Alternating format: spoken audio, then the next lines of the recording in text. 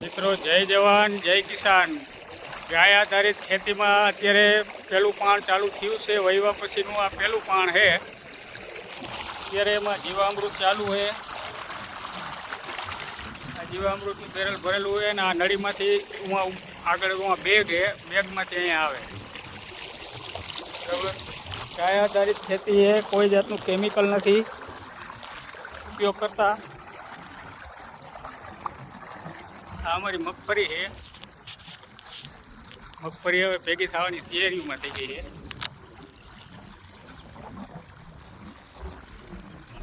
ગાય ગામડું ને ખેતી, ગાય આધારિત જ ખેતી કરી।